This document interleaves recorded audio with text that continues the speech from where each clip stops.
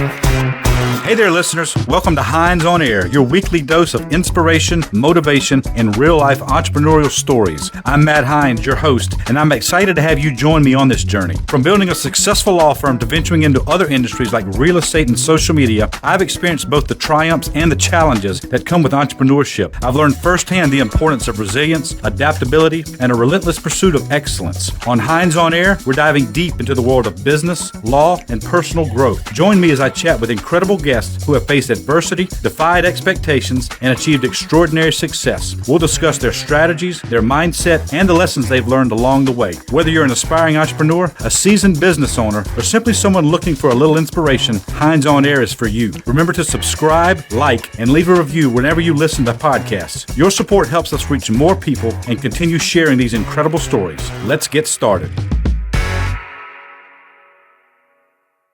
This program is being sponsored by Law Offices of Matthew C. Hines. The Law Offices of Matthew C. Hines helped all individuals who have been involved in a car accident, who have been injured at work, or have been arrested or given tickets. We make sure your rights are protected and that you receive all the benefits allowed under the law. Visit us at www.hineslaw.org, hineslaw.org. Hey everybody, it is Matt Hines. We are back at you with another Hines on Air. I hope you're enjoying your day, enjoying your summer. We've got some fantastic information for you today. So we have an expert on the show. Her name is Lynn Whitbeck. Now she's the founder of two companies, founder and CEO of Petite to Queen and Future Forward Sales. She's also the co-author of a book called Practical Wisdoms at Work. So she's got tremendous knowledge and experience on sales, growing companies, entrepreneurship, all the kind of stuff that we want all our listeners to thrive on. So, Lynn, welcome to the show. Looking forward to talking to you. Hey, Matt. I'm so glad to be here. Thank you for having me. Absolutely, absolutely. Okay, good. So, well, first off, just give us a little intro. Like, what do your companies do, and what's your specialty? So, my business is all about joyful sales. Okay. It's how you can create a consistent, repeatable, scalable sales process so that you can grow your business, your profits, and just have conversations with your new best friends. Being your clients? Yeah. Okay.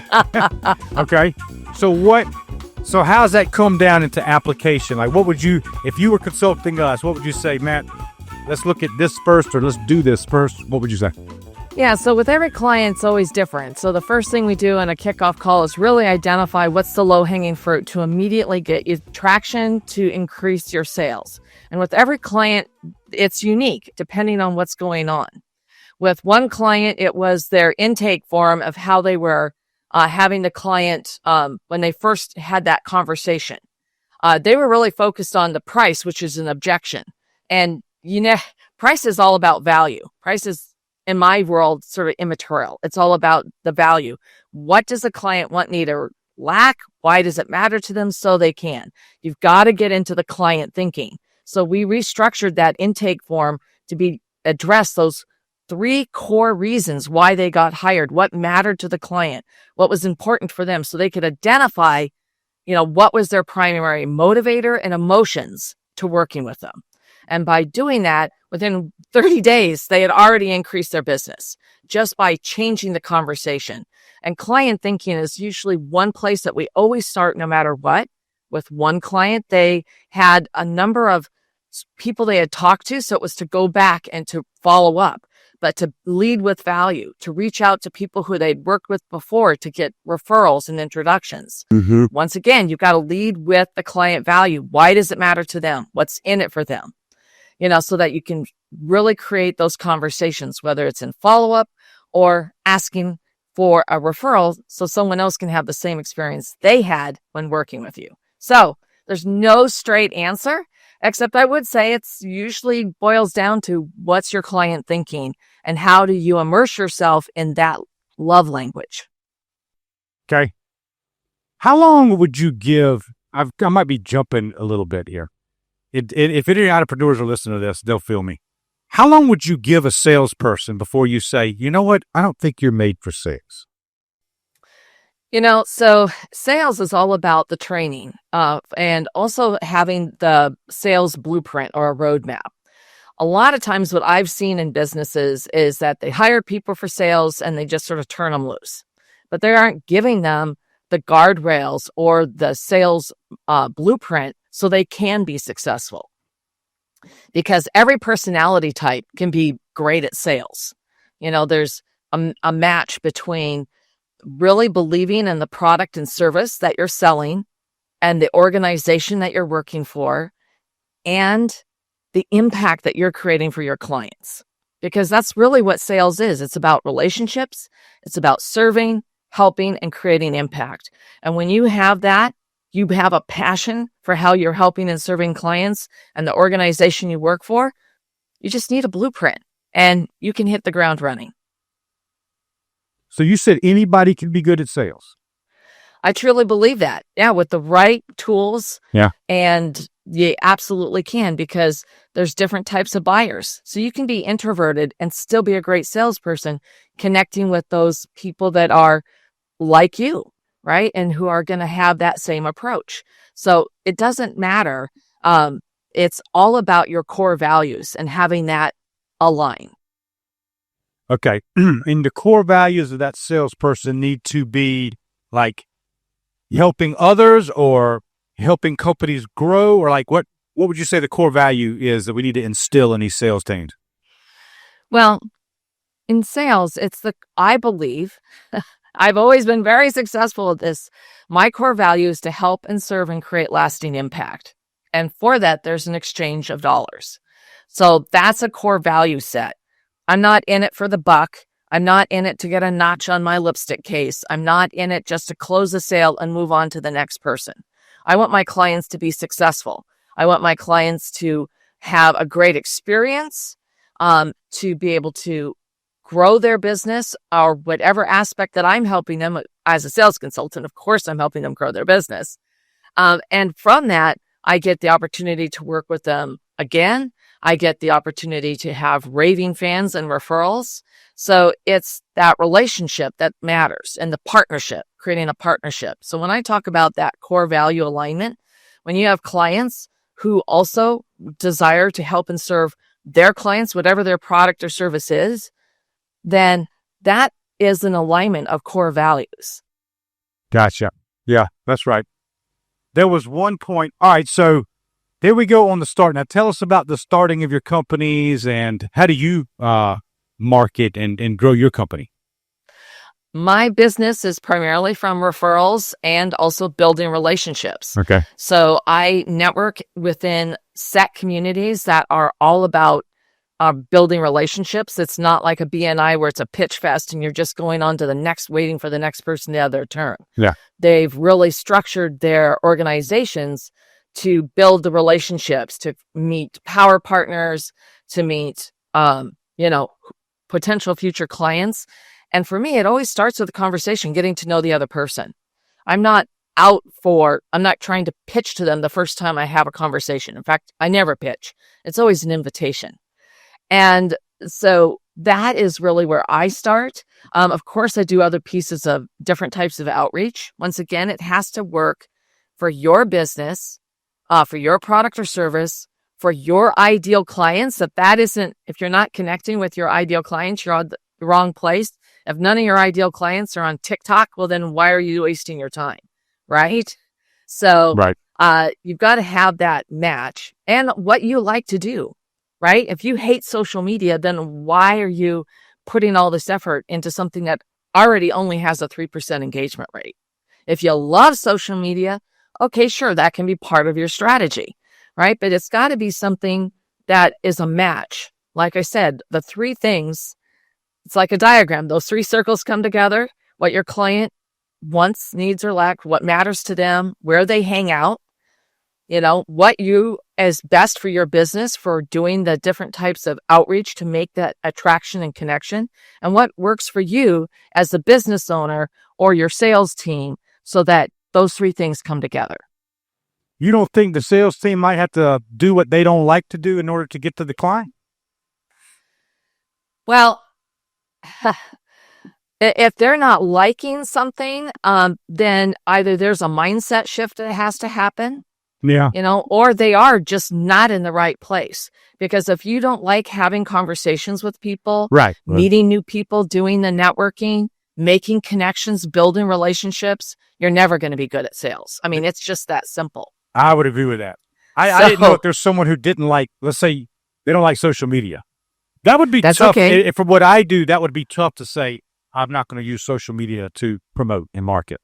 You don't have to. A lot of businesses, social media is really not, it's an afterthought. It's just the posting for credibility and for just that authority, Right. so on a regular basis. Some businesses, it's a better fit for their ideal clients. It depends. Once again, there's no cookie cutter solution, and anybody who tells you there is, they're lying to you. It depends on your business, your model, who you are, and what matters to your clients. You've got to be that. That's got to be your number one focus, is what matters to my clients. I gotcha. Well, you had mentioned something. I was kind of let's see. You may have touched on this. I wanted to read this. This is from your bio, and of the topics that you offer to cover. This is, what's the secret sauce to creating revenue growth efficiently and effortlessly? Yeah. We might have been touching on that because I know it has something to do with sales. But is there anything specific about that line that you can add? Yeah, absolutely. In sales, you need to be following up. So it's about getting high quality leads and doing the follow up, because most people aren't ready to buy right away. You don't need more and more leads. What you need to do is be following up on the leads that you have, building the relationship brick by brick, even when they don't respond, Right? Because they hear and see you. And if you stay on that, they're going to show up. They're going to know that what it's going to be like to work with you, because you're going to be there. You're going to be consistent. You're credible. You're going to be capable, and something's going to change, and they're going to take the phone call. They're going to respond to the email. They're going to book an appointment, and you're going to be able to move the sale forward.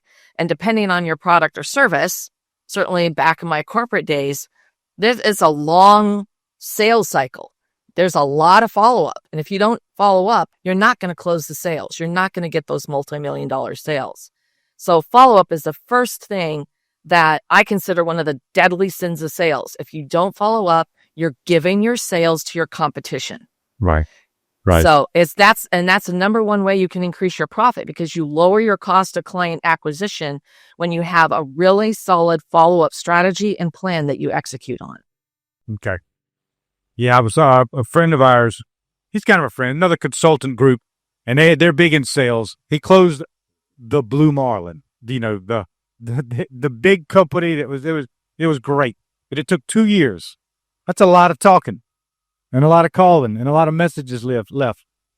I think for a lot of people it'd be easy to give up. Is there any point that you would say, all right, you know what, this is probably not going to work out? You've called 20 times, left 20 messages. Would you say, no, Matt, keep going, or would you say, give it up?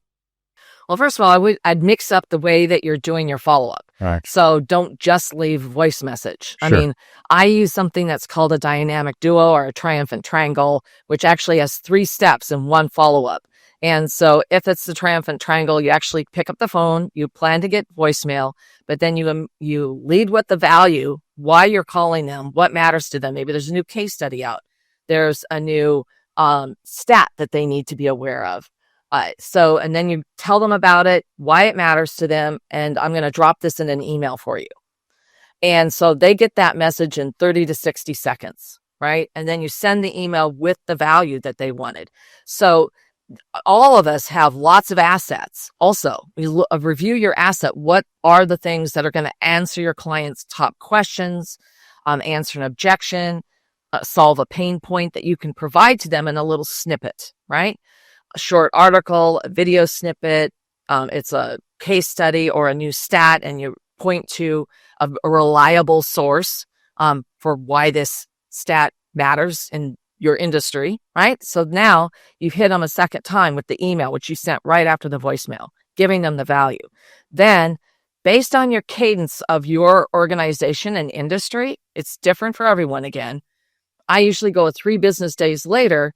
If you are connected with them on LinkedIn and they're active on LinkedIn, I would leave them a voice message with the app, the exact same message I left 3 days earlier on their voicemail. Because, they're not going to remember it was the exact same words, but you're hitting them again.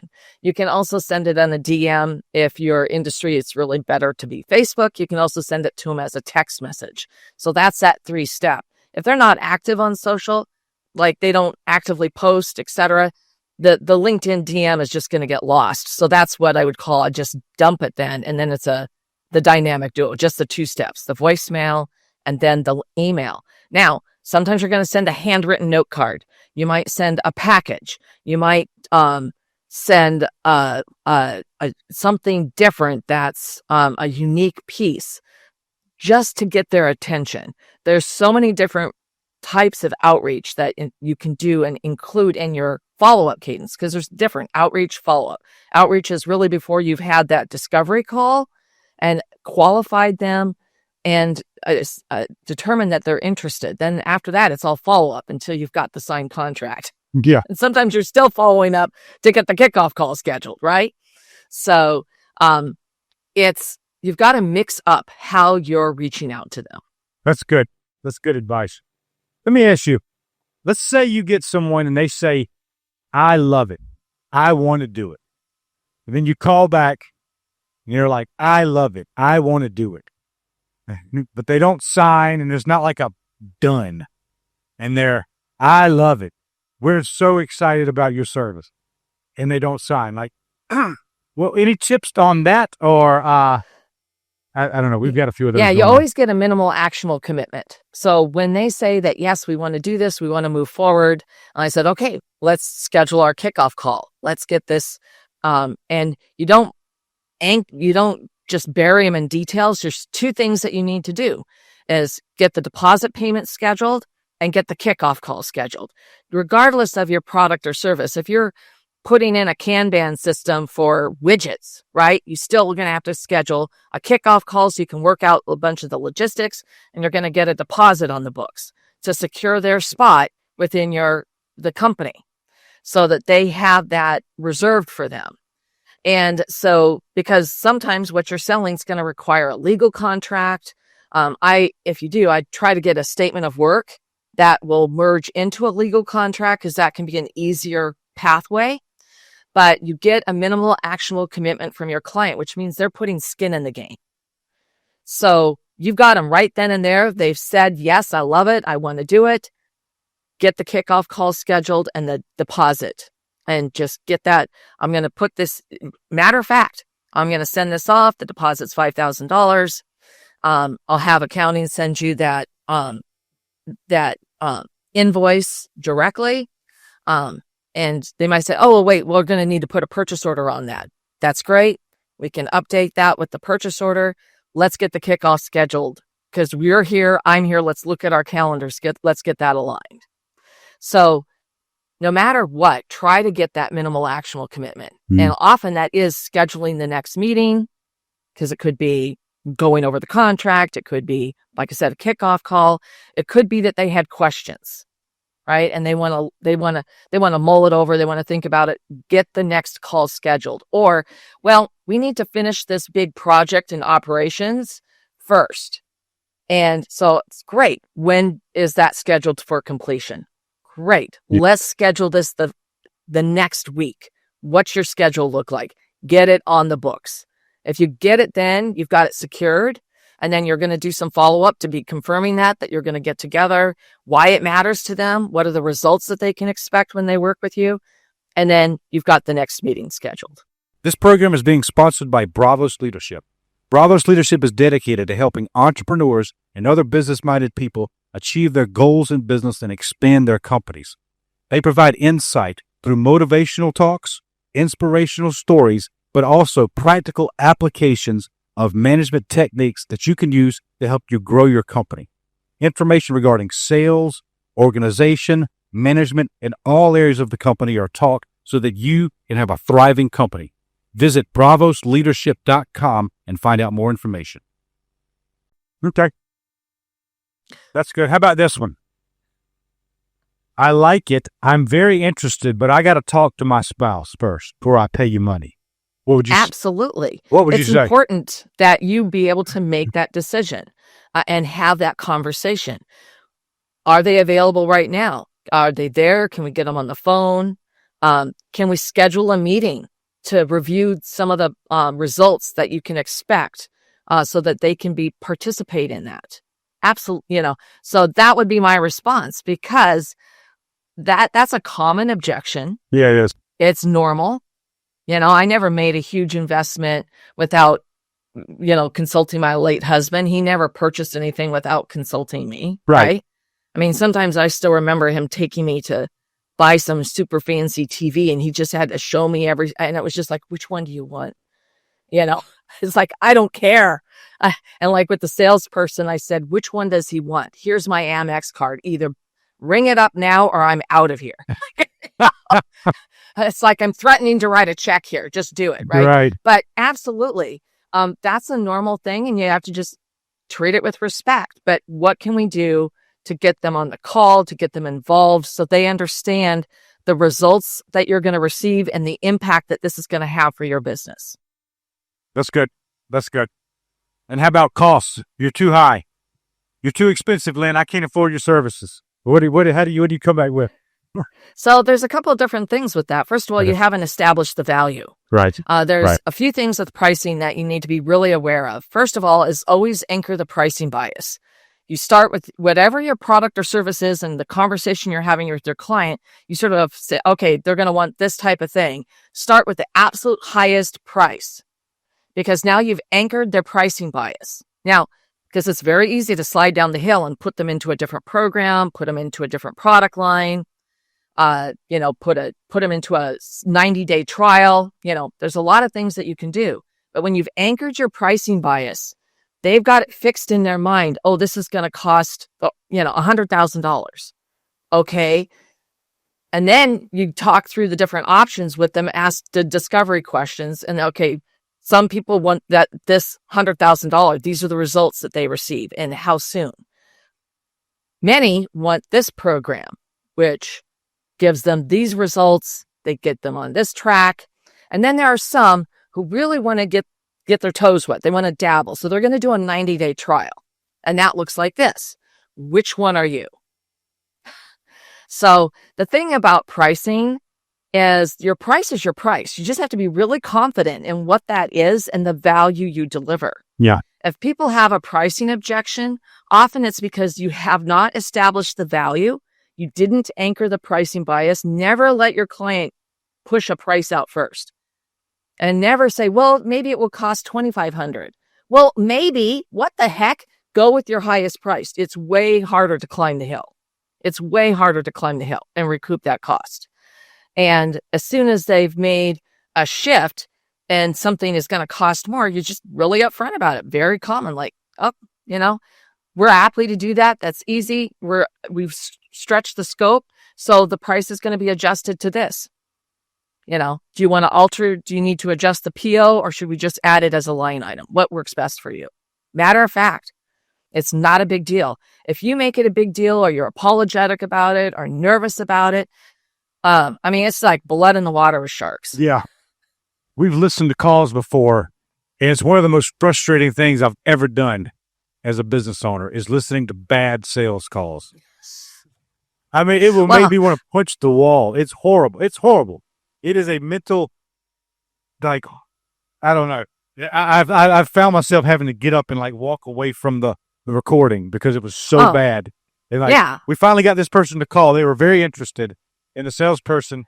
You mentioned it. They were too afraid to ask for money. They just did not want to answer. They were going to talk about BS instead of just saying, okay, listen, we can help you. It's going to cost $7,000 or $5,000 or $10,000. They just would do everything. And I'm like, it was so painful listening to. Yeah. One of the things that I've always done, these, depending on the product or service again, I love the assumptive either or close. So in other words, I'm assuming the answer is yes, and I'm giving them an either or choice. So back in the day when I sold printing, I'd say, hey, Matt, great. Now, do you want this on 80-pound cover, or would you prefer the 100-pound cover for this order? Well, you answer me, the 80-pound cover is going to be perfect. You just bought the project, right? It was that easy. I assume the answer is yes, and I give you 2 choices. Never give anyone more than 3 choices. It confuses them. A confused mind will not buy. So don't have a program that give them what you think is the best choice, and you can work all the rest out after they've said yes. That's in the kickoff. And then you can get into the weeds then with the details. Never get into the weeds until you've got that secured yes. I'm glad you said that, because we've actually done some presentations on this, and I said, don't give them a choice. They probably don't understand, and I'm not disagreeing with you. I'm just giving out different philosophies. They don't know enough to make a decision. You know, it takes an expert to really decide all the details and factors and outcomes and all to like know what is best. So instead of here's two whatever options, here's what I do, sir. Lynn, here's what I recommend. Go with D. That's going to be this down. We're going to do this for you, and you're going to be great. It's going to be a perfect fit. Just kind of one here, take it. Instead of, and I don't, but I agree with what you said. Definitely not more than 3. Yeah, it depends on, once again, your product or service in the business and the industry. Because there are some places where, like, I currently don't will use an assumptive close in the sense, do you want the kickoff meeting to be this week or next week? That's an assumptive. They're going to say yes, and we're just determining when they're going to do the kickoff call.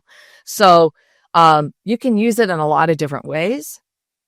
But absolutely, if depending on what you have, back in my corporate days of, not just I was selling huge programs, I would actually, devise what the program would look like and what was going to be best for them based on all of the discovery I had done wearing my detective hat. And so then that was how I would present that this is what was going to be best for them in the terms of their industry, their colloquial terms that they used within their business, and why it mattered, and what were the results that they would expect. What was the outcome? People don't buy the process, they buy the outcome. That's what they want. Yeah. This is going to streamline the operation. That's going to release time and resources with your team. And the users are going to have a better experience. So they're going to be happier, and it's going to make their life easier. I mean, whatever it is, right? So what are the results, the outcomes? Why do they matter to them? And tie it into emotions, that they're going to feel less stressed having to deal with all this and juggle all these balls, whatever it is, because emotion buys. People purchase on their emotions first, and they rationalize it later. So tie it. Those should be part of your discovery calls. How would this make you feel? Mm-hmm. What's going to happen if you don't take action? These are important things. And when they just give you some flip answer, or they answer the first time, you go, I'm curious. Tell me more. The second answer is always closer to the real thing. Get the second answer. That's being a good salesperson, wearing your detective hat and figuring it out.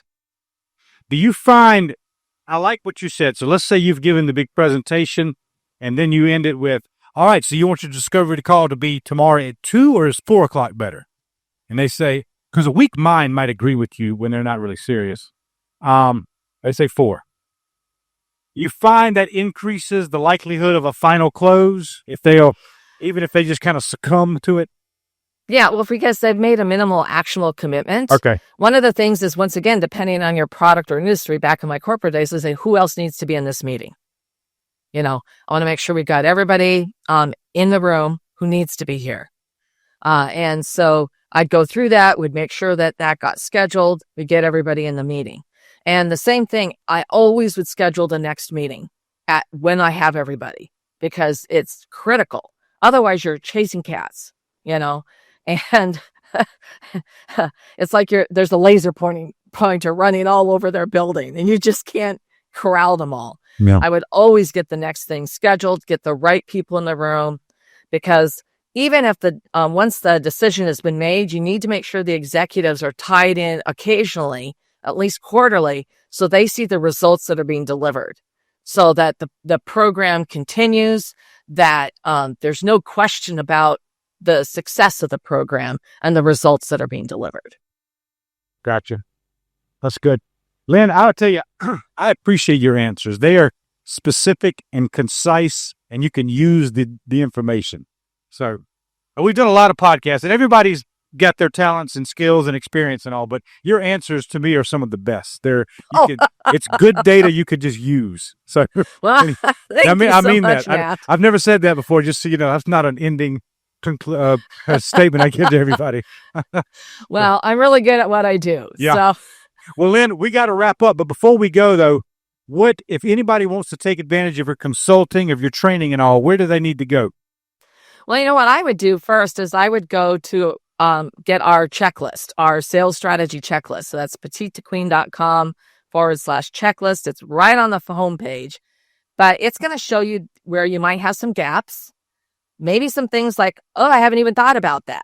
A classic is referrals, because people say they have a referral program, but they've never trained their team on how to seed referrals all the way through the sales process, how to ask for them, how to get them. Referrals are your lowest cost of acquisition for a client, and they're the fastest sale and the most profitable. And once somebody refers you, they're more likely to refer you again and again. Got it. And just for everybody, we'll put this in the comments below, but Petite to Queen is the number 2. So PETITE number 2 QUEEN. Right? I'll say that right now? Yeah, petitetoqueen.com, although I own all the other versions. Oh, you do? Redirect. Oh, you've covered it. Good for you. That's smart. We did the same. Good deal. I think I've got like 30 URLs. I swear, all the different, oh my gosh. Yeah. Well, great. Well, listen, Lynn, it has been a pleasure speaking with you. I thoroughly enjoyed your information and your insight into these areas, really. Well, Matt, thank you. You asked some really great questions. You really put me on the spot. Oh, yeah? We go through this all the time. We're training about I've got like 5 different sales teams. Some of them are very new, and some of them have been struggling for years. So I haven't always been on the front lines with sales. I have, but I'm not like sales 20 years for me. But we're going through constant training. We work with Grant Cardone's teams. Yeah. We work with consultants like yourself. So we know the problems. We don't always know the solutions, but we know what people run into. So yeah, we've seen the questions that need to be asked, and your responses are excellent. So yeah. Yeah. And it's a tough area. It's not easy for people. I don't think. Maybe I'm making more of it than it is, but no, asking for money is hard for people mindset sometimes. Shift in sales that you have to do. And with that, you get that confidence and assurance. And like I said, with the value alignment, and when you reposition that, so that people recognize, I'm not really selling someone, I'm serving them, I'm helping them, I'm actually creating really great impact for their business. Oh my gosh, I'm helping them. It really can help shift how they look at it. At the end of the day, sales is about being a partner to the businesses that you work for and how you help them do better business. Gotcha. Very good. Right on. Well, listen, thank you again. It has been a pleasure. And everybody, I hope you enjoyed this information. Certainly, if you're in sales, if you're a business owner, an office manager, whatever executive position you might have, sales is vital. That controls the inflow and the blood and everything from you, your company, to the rest of the world. If that sales process is clogged or stopped somehow, you're going nowhere. And the scary thing is you could spend thousands or millions on marketing, and if you can't sell it, then you are wasting money. So listen to Lynn, apply what she said. I encourage you all, go to Petite to Queen, do your analysis, and see how Lynn can help you. But anyway, Lynn, thank you again. And everybody else, thank you for listening. If you haven't already, click the follow button, smash that bell, and like us, comment on this episode. Let us know what you agree with, what you disagree with, what you want to add to the conversation, and we will see you on the next Hines on Air. This program is being sponsored by Law Offices of Matthew C. Hines. The Law Offices of Matthew C. Hines helped all individuals who have been involved in a car accident, who have been injured at work, or have been arrested or given tickets. We make sure your rights are protected and that you receive all the benefits allowed under the law. Visit us at www.hineslaw.org, hineslaw.org. Hines on Air is for you. Remember to subscribe, like, and leave a review whenever you listen to podcasts. Your support helps us reach more people and continue sharing these incredible stories.